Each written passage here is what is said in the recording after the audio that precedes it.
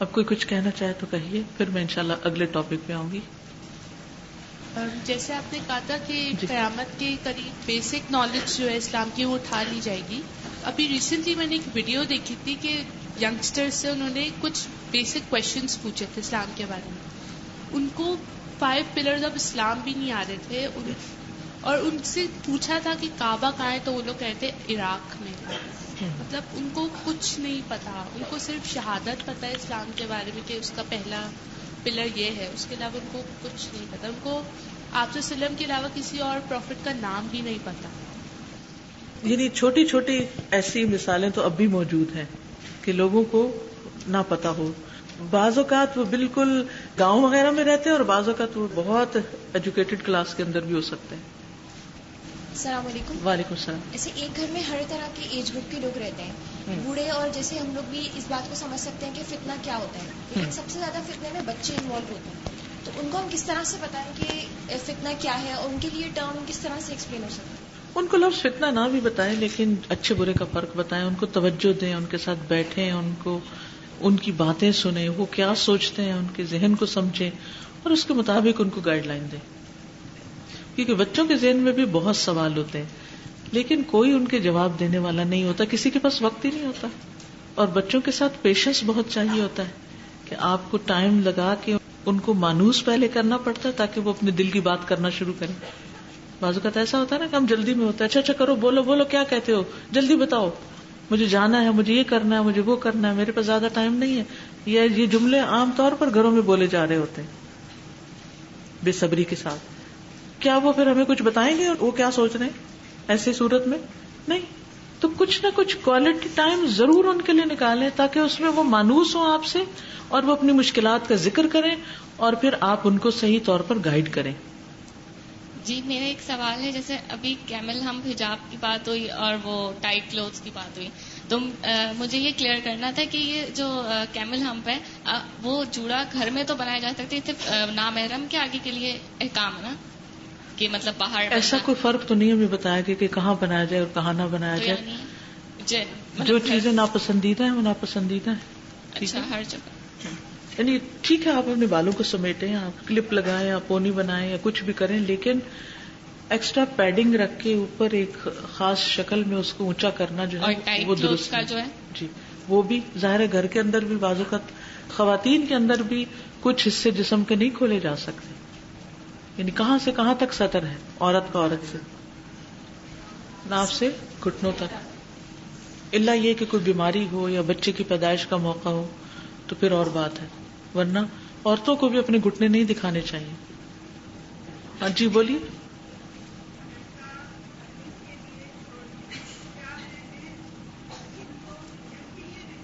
نہیں، اگر جاب کی ضرورت ہی آپ کی تو کوئی بات نہیں، اور اگر اس جاب کے ساتھ ساتھ آپ دین بھی سیکھتی رہی تو کوئی ایسی بات نہیں. لیکن اگر آپ نے دین کے ہر حکم پر عمل کرنا اور پڑھنا سمجھنا بالکل چھوڑ دیا تو پھر فتنہ.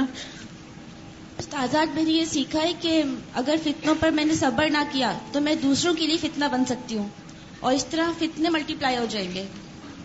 استاذہ بہت دل ڈر گیا ہے، اتنے زیادہ فتنوں کے دور میں ہم جی رہے ہیں، ہر طرف فتنہ ایسا لگ رہا ہے کہ جیسے شیطان ہوتا ہے، جیسے ہمیں بھڑکا دیتا ہے، اسی طرح سے ہر چیز فتنہ ہے اور ہم اتنے زیادہ اس میں اوصاف ہیں، پہننے میں، کھانے میں، سننے میں.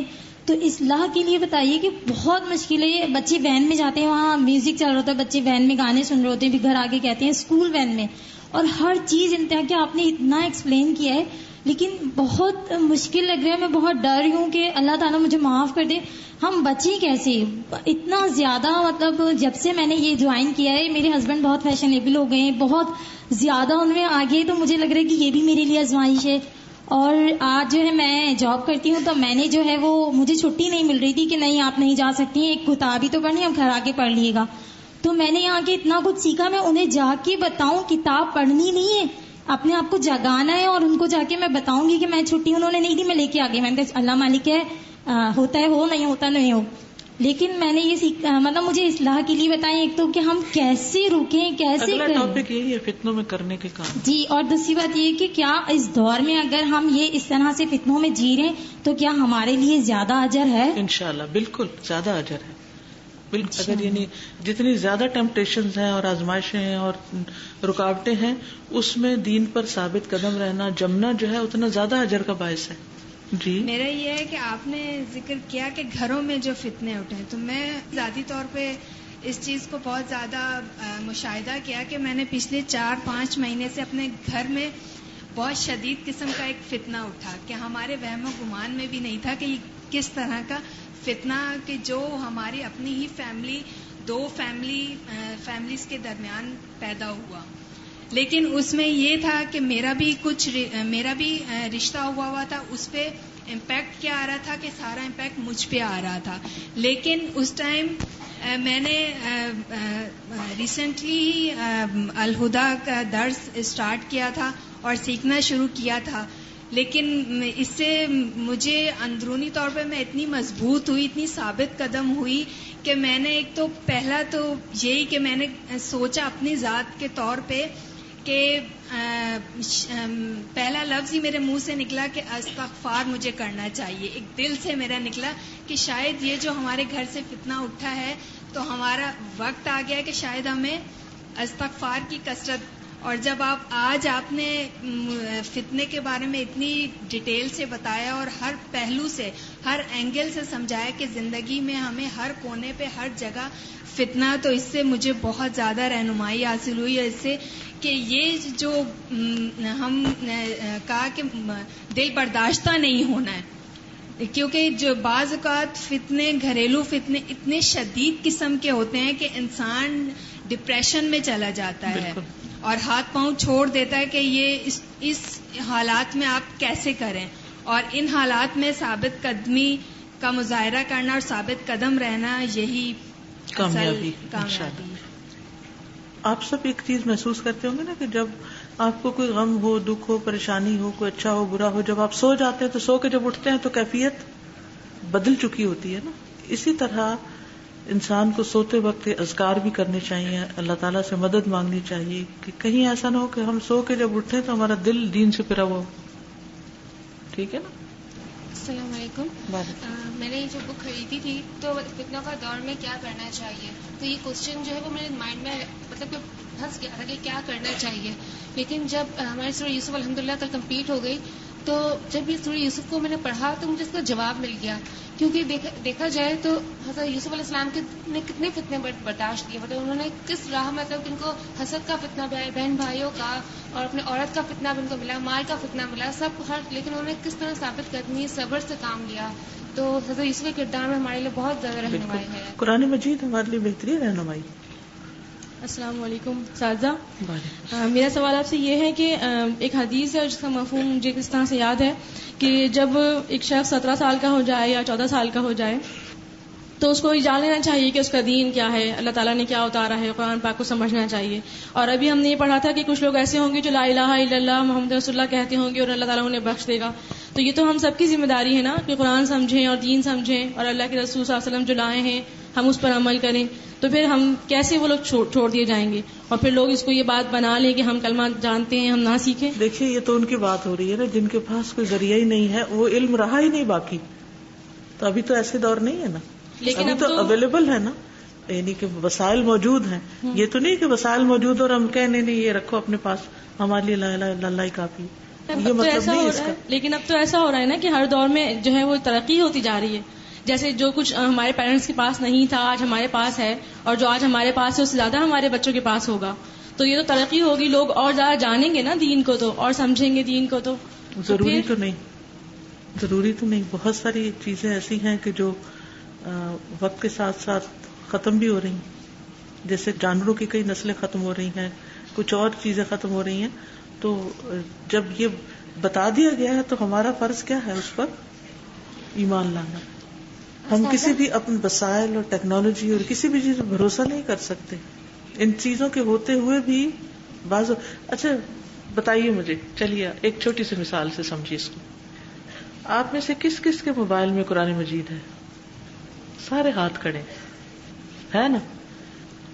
اب میں یہ نہیں پوچھوں گی آپ سے کہ ہر روز اس میں سے آپ کتنا پڑھتے ہیں, کتنے لوگ پھر اس میں سے پڑھتے بھی ہیں یا سنتے بھی ہیں. ہر روز اس کا استعمال نہیں اس طرح کیا جاتا. ہم نے کتنے لیکچر ڈاؤن لوڈ کر کے رکھے ہوتے ہیں, کتنے کتنے دنوں تک ڈاؤن لوڈ کیے رکھے رہتے ہیں, پھر کیا ہوتا ہے؟ ہم سن پاتے ہیں؟ کتنی کتنی ویب سائٹس ہیں, کتنے انفارمیشن کی بھرمار ہے, لیکن اس کے مقابلے میں ہمارا اس کے ساتھ انگیجمنٹ کتنا ہے؟ کچھ بھی نہیں.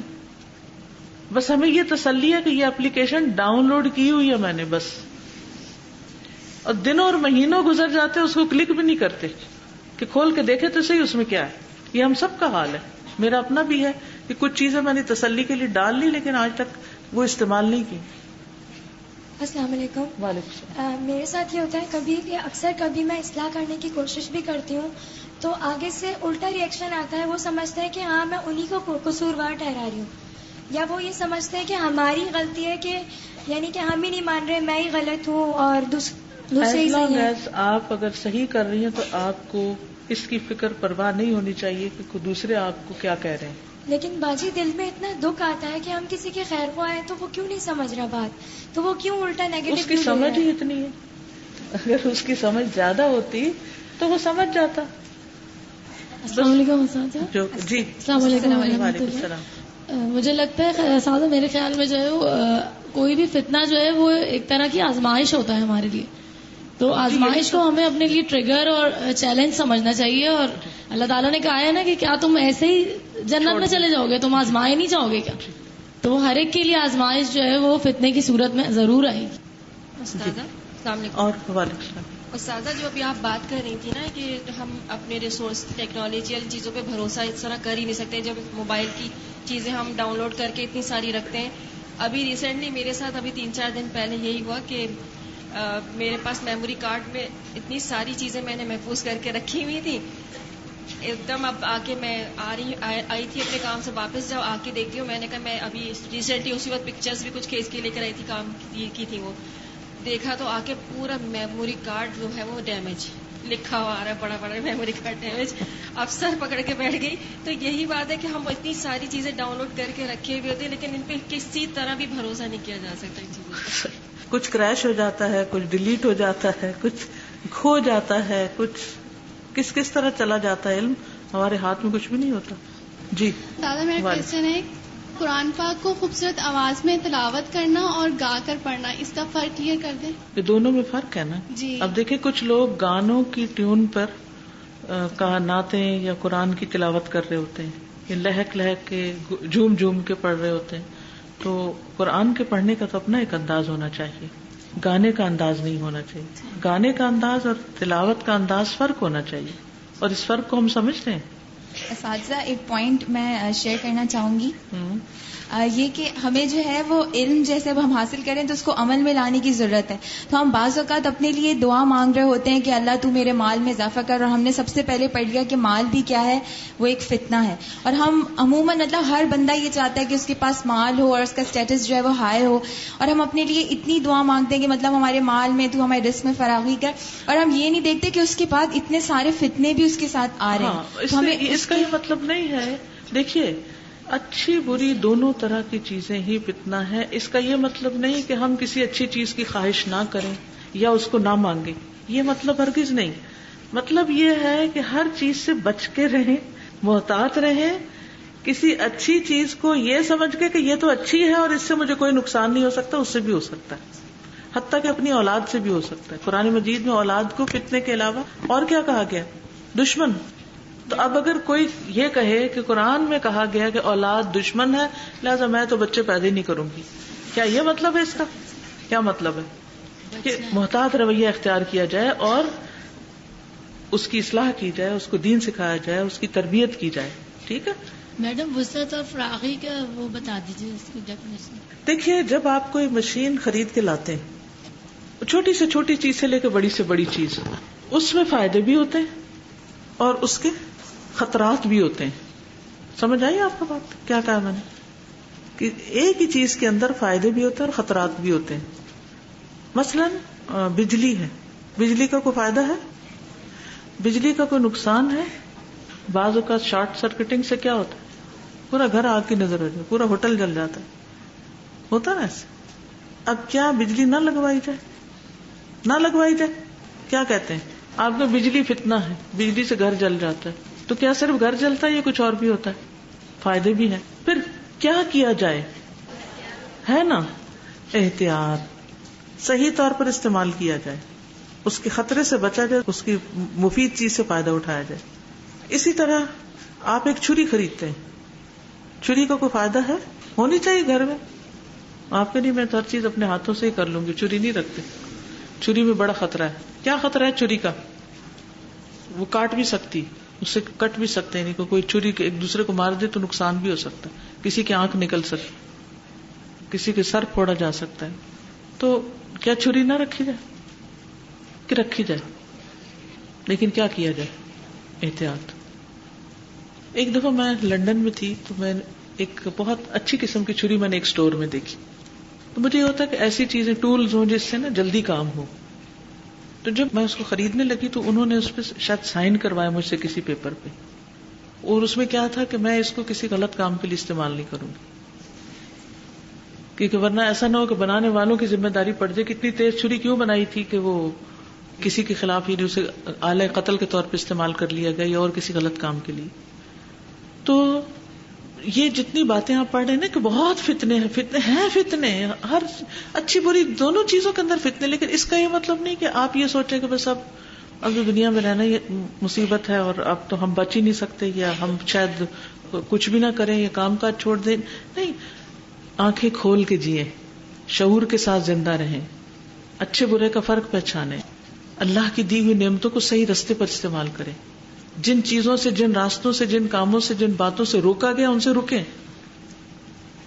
کسی بھی آلے کو جب آپ خریدتے ہیں, مثلا ایک گرائنڈر ہی خریدتے ہیں آپ, تو اس کے ساتھ کوئی وہ ہوتی ہے بکلیٹ یا کوئی گائیڈ لائنز ہوتی ہیں, کیا کہتے ہیں اس کو, جو انسٹرکشنز ہوتی ہیں, مینول یا گائیڈ لائنز جو بھی ہوتا ہے نا, اس کو پڑھتے ہیں, کھولتے ہیں, اس میں احتیاطیں لکھی ہوتی ہیں, وہ پڑھتے ہیں کہ کیسے استعمال کرنا, کیسے نہیں کرنا.